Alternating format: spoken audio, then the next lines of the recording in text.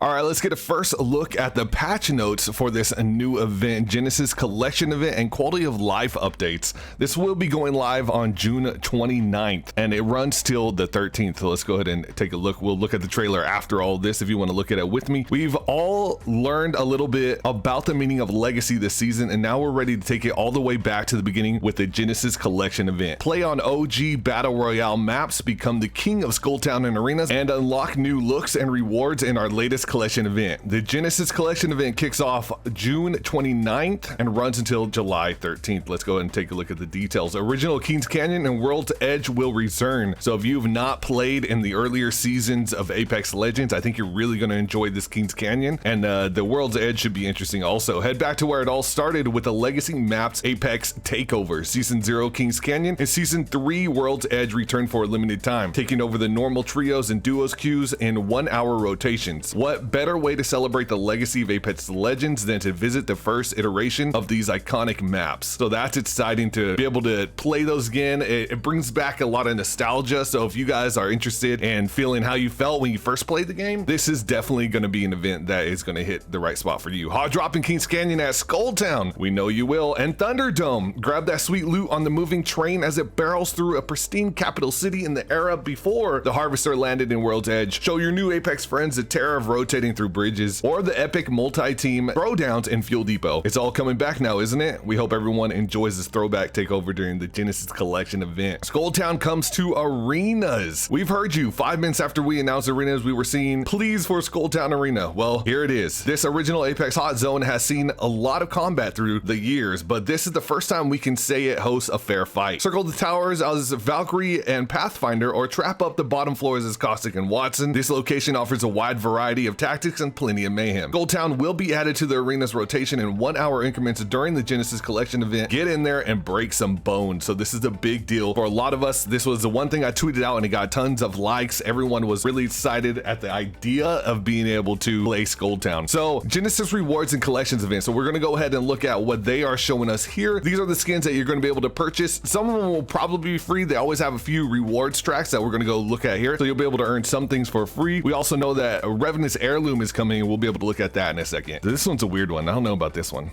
Anyway, let's go to the rewards track. It ain't a collection event without new unlockables. Let's start with the freebies. As usual, the Genesis Collection event brings a rewards track with all new earnable cosmetics, this time including legendary charge rifle and EVA 8 weapon skin among the goodies. So we can see the legendary skins here, which is nice to get legendaries. And then it looks like we're going to have a rare skin here for Watson, 2, 3, 4 charms, and some loading screens. So these are the items you're going to be able to earn for free. If you are someone who is not purchasing the event, you still have a lot of cool things to earn. I mean, look at that Nessie one. Can't go wrong with that. And that Apex one, dude, I want that in real life. I need that on my keychain. So I'm excited that they have actually 2 legendary skins instead of just bringing out 1. You can earn 1,600 points per day and challenges refresh daily. There are also stretch challenges that reward 4 unique badges if you complete them during the event. All of these challenges also stack with your battle pass, so you can complete multiple at once. I don't know about you guys, I'm already past level 100 in my battle pass. And of course, Genesis also introduces a brand new set of 24 themed limited time cosmetics. Now, this is where the big money is dropped. Are you going to be buying all the cosmetics? It's rollback to like the Titanfall skins. It looks really cool. All 24 items will be available through direct purchase for Apex coins or crafting medals, and in Genesis event Apex packs for the entire duration of the event. If you collect all 24 event items, you'll unlock the Revenant heirloom. So those who are new, you have to buy all of the items, which comes out to like $160 something in order to get the heirloom. Now, if you don't want to buy the heirloom that way, it will go into the loot pool after this. So if you do have heirloom shards, you can purchase the heirloom once this event is over with your shards. Reap souls with Revenant's heirloom. Everyone's favorite spooky murder robot has a new toy, and good golly, is it sharp. Look at that. That is amazing looking. So we saw this leaked in the files early, and now we can actually see the animations, and it's much more refined here. This is going to be an awesome heirloom. We saw some animations actually of it, like it's melees in the trailer, so we'll take a look at those at the end also. After the Genesis Collection event ends, their Revenant heirloom will become available via heirloom crafting. Genesis Collection event packs. So this is the same thing that we see every time. Each event pack will come with 1 event item and 2 non-event items at the following drop rates. So when you buy an event pack, if you're going to do it via the packs, you will get other items with them. You get 1 guaranteed event item, and then you get 2 non-event items. So you can get like an all gold legendary and an event item. So just know that there are additional benefits in that way. Store offers. So these are the things that will be rotating through the stores. So we see some skins here for the R301. That one's an old one coming back. We see this Octane skin's the old one coming back. Caustic is the old one. The Crypto is a new one, which is really cool looking. We see the Pathfinder one is returning. The R99 is a return. I think this Spitfire one is also, I'm not 100% sure. And then we see that Loba Petty Theft one for 5,000 Apex coins. What the heck are they thinking? That will come with 7 event packs though. So the event packs are definitely more valuable. So I guess that's not as bad of a deal, but that looks like a crazy price tag when you see 5,000 Apex coins. That's 50 USD. I don't know, man. Their pricing is always sometimes, I don't know. Legend balance updates. These are pretty big. Octane Launchpad cooldown increased from 60 seconds to 90. So that's going to be a bit of a hit too. The Octane remains the most popular legend by a large margin even after the stim nerf. Turns out jump pads are fun, but with the added utility from the 2 launch options, it's only fair to bump up the cooldown. Revenant slightly slimmed down hitbox. Okay, so we can see that the midsection was slimmed down and the arms and upper legs were slimmed down, which is good because when I play Revenant, I feel like I am the easiest target ever, even if I'm spider crawling side to side. So I'm glad that's coming.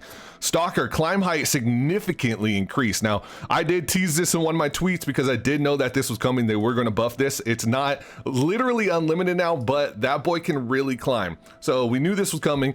This is going to be a nice climb addition to Revenant because this is going to give you different ways to enter buildings. So before he had it, okay, he can climb a little better than other people, but this is now just going to give you a whole nother team dynamic, and I think it makes Revenant that much more deadly. Silent duration decreased from 20 seconds to 15 seconds. I don't think we're going to see much of a hit right there, but this is where we're really going to see a bit of a change. Reduce the duration of death protection by 5 seconds while using Death Totem. So, or let's see what their dev note was. Revenant's large frame places him at a significant disadvantage in gunfights, particularly against smaller legends who no longer have low profile. We're shrinking some of his hitboxes to counter this disadvantage, while also improving his ability to climb up walls and attack from unexpected angles. We know this can be frustrating given how silent he is, so we'll continue to monitor and add sound if necessary. That said, we're taking this opportunity to reduce some of the frustration that comes when playing against his tactical and ultimate. So I mean, their logic there is sound. The only problem is sound, literal sound. Revenant, especially when they're in the Death Totem, they are really hard to hear, but we'll see how it works. I think the pros are going to not be happy about it. Lifeline got a nerf, so the hitbox was actually increased on Lifeline. So you can see here her legs are much thicker now, and from the side angle also you can see her legs are thick, which to me is weird because I feel like people complain that her legs were already too thick, and so now they're just thicker. So she's running around in her baggy sweatpants, and I mean her legs are just such a huge target. Or unlike Revenant, Lifeline excels in gunfights given her small hitbox. Even with the red shields gone, it's no surprise the smallest character in the game saw an uptick in performance with the removal of low profile. She remains small, but these hitbox changes bring her closer to the medium-sized legends. We'll see how it works, but you know, it's really just keeping your pulse, you know, watching the pulse of the pros because they react and then Respawn reacts, so we'll see what happens. Bloodhound Eye of the Allfather scan revealed time increased or decreased from 4 seconds to 3 seconds. Beast of the Hunt duration decreased from 35 seconds to 30 seconds. Time can still be added by downing enemies.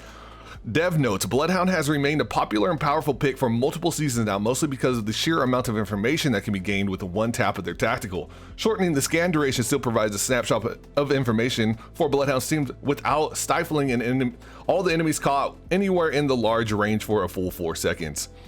So, I mean, I think this is okay. I think Bloodhound did need a little bit of a balance change, but I also thought that removing Bloodhound's assist ability with the scans and ranked kind of was a good balance already, but there were a lot, this is another thing, there were a lot of pros complaining about Bloodhound, and when the pros complain, man, the devs jump. So Watson, major buff. Watson can now place more than one Nessie on the map at a time with her epic emote. That's huge. There can now be up to 20 Nessies active at once on any given map. Until that cap is reached, any Watson can place as many as she likes. When the cap is hit, the oldest Nessie belonging to the Watson who currently owns the most Nessies is removed. Wow. So we're gonna see a lot of Nessies everywhere. That's gonna be cool. Weapons balances updates. P2020 increased firing rate. So that is interesting because I thought we were seeing that the P2020 was actually pretty decent at the beginning of the season, but apparently not. Increase the base ammo, increase the level 1 mag, increase the level 2 mag, and increase the level 3 and 4 mag. Interesting. Spitfire increased hipfire spread. Okay. The Spitfire has continued to overperform, so we're hitting at close range hipfire accuracy, which should help bring it in line. Yeah, I agree. If you take away the hipfire accuracy on a lot of guns, that really takes away their use case. So I could see that being a good option for them to do. The 30-30 repeater, slightly increased projectile speed, reduced charge time. Okay, the reduced charge time might make it a little bit more viable for me. I can't really stand that charge time, so I kind of avoid it. Damage increased on the longbow. I don't think anyone was complaining about that. That's interesting. So now the longbow is going to be stronger. Arenas updates. We got some price changes and adjustments here. I was hoping that they made some kind of adjustments to the map a little bit, because it's going to be interesting to see how this plays out, because this is a lot of space to play in, a lot of height. I feel like you have to play Valkyrie and Pathfinder in order to even utilize this map correctly. So we got the weapon prices. We see that the P2020 has been reduced in price. So we see the RE45 reduced, the EVA made more expensive, massive reduced, R99 reduced, Volt is more expensive now. This is weird to me. When you make the, like, why not make them the same price? When you reduce the price of the R99 and then you increase the price of the Volt, I feel like you're just gonna have to do adjustments again. Spitfire price increase. L-Star greatly increased to 500. R301 upgrade has been increased. G7 Scout increased. Level 3 upgrade decreased though. The 3030 has been increased. Really had too many people buying the 3030. The level 3 upgrade was decreased though. Utility prices, Arc Stars are now more expensive from 100 to 125. Gold backpacks are now 300. So that was one that was really abused by Lifelines. So I can kind of understand that. Legend ability prices, Crypto EMP has been decreased. That makes sense. Crypto Drone decreased. That also makes a lot of sense. Revenant Death Totem decreased. Okay, I didn't really see a lot of Revenant, so I can understand that. Lifeline Dock Drone is increased. Yeah, the use of the Dock Drone is very high in these 3v3 situations, especially where you already have set positions and it's really hard to figure out when to push. So I think that makes a lot of sense. Fused Knuckle Cluster is decreased. Yeah, it should be free because it's clearly almost useless. Bloodhound ult is increased. I can understand that also. Any kind of ability that gives you a ton of advantage 1v1 should be more expensive in arenas because it's such a game changer when it's just a 3v3. Arena's balance changes. Pathfinder's grapple starting charges reduced to 2 charges from 3. Pathfinder's zipline round cooldown increased for every round to every other round. Rampart's Sheila round cooldown reduced from every 3 rounds to every other round. Watson's intercept pylon round cooldown increased from every round to every other round. Octane's launchpad cooldown increased from every round to every other round. Octane's starting charges reduced to 2 from 3. That makes a lot of sense. They also added this cool new feature, added a scoreboard to the map. So you can actually see how many deaths and damage your team has and the other team has. I really wish we had something like this for your own team in the BR, because I would love to know what my team's doing in the middle of a game. So I know when I get downed, I can just leave immediately as a Wraith main. You know, that's probably the best. I'm just kidding, I wouldn't do that. But, you know, it's good to know if it's you or is it your team. You can now report players by pressing the space or the Y in the map screen. So it's cool. You'll be able to report anyone in arenas, because before you could not report in arenas. Found round 3 and onward, you'll now start with a shield battery in addition to 2 syringes and 2 shield cells. That's awesome. Care packages will also land 5 seconds earlier to make a contained weapons a more viable option before the round closes out. 6 times scope moved from base sniper weapons to level 1 upgrade. Arena map adjustments. Party Crasher adjusted circle logic to favor downtown a little bit more. Okay, I could see that because we did see a lot of them always in the upper part of the map. Simplified the mini-mapped visual language. Phase runner raised cover height on certain props throughout the map to prevent unfair advantages to large rig legend. So this was a big deal. There was a lot of spots you could peek if you're a Revenant or another tall legend that you could not head glitch if you were not one of those tall legends. So I'm glad that is going to be adjusted, because it was really annoying to not be able to take advantage of that. Added a few trees to reduce the ease of spawn sniping. Looking at you, Reptar. Okay, Reptar was apparently spawn sniping people. Arena's bug fixes. The UI for Purple Devotion now shows the attached turbocharger. Players will no longer be chosen as jump masters during the legend select screen. Updated the sniper stock to show an empty slot when needed. Can no longer get stuck in the crouch position after dying while reviving a teammate during a round in arenas. Quality of life changes. Updated fuel gauge UI to better indicate when you're using fuel and when you're running low. I don't see much of a change here, but I guess, okay.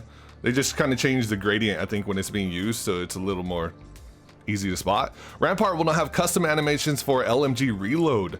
These have no impact on her current reload time, so that'd be cool. Added voiceover for when your ultimate is ready or not ready. When your ultimate goes to 100%, you'll be prompted to tell your team with new voiceover for each legend. At any point in time, you can ping your ultimate icon in your inventory to show your teammates what percentage you're at in quick chat. Added voiceover for when you enter a replicator so your teammates know you are crafting and won't leave you behind. Maybe, probably. Added voiceover for pinging a friendly trident in addition to the neutral and enemy states that already exist. You can now turn off field of view scaling when certain abilities are used. Look in the options. Reduce the frequency of rings ending near out of bounds areas like canyon walls or map edges. So this has been a non-stop adjustment. It's kind of weird that this is such a big thing, but I guess it shows how random it really is if they are still having issues adjusting it. Healing items will now play the entire healing sound when used by other players instead of just the beginning and ending. Okay. Muting players will now also mute text to speech. How did that not already? Oh my. So there's a bunch of bug fixes also. If you want to go ahead and check these out, the links will be down in the description so you can read all of the tons of bug fixes if you want to go over that. Let's go ahead and just check the trailer out real quick. I hope you enjoyed the patch notes. I tried to go over as fast as I can so that you guys can just sit there and listen or do whatever you need to do. But let's go ahead. Get ready. This one's ours. Fire's dead. I've just got one more and I'm good.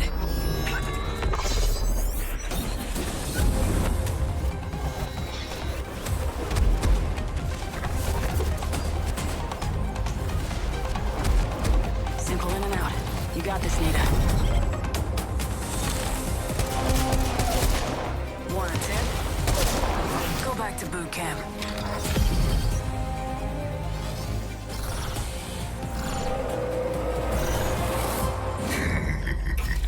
Now this is worth living for.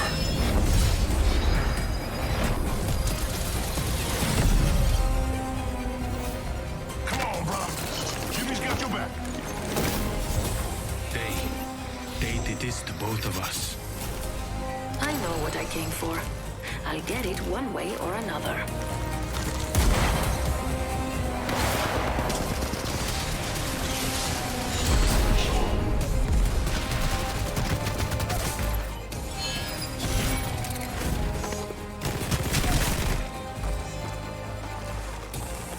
You should smile more.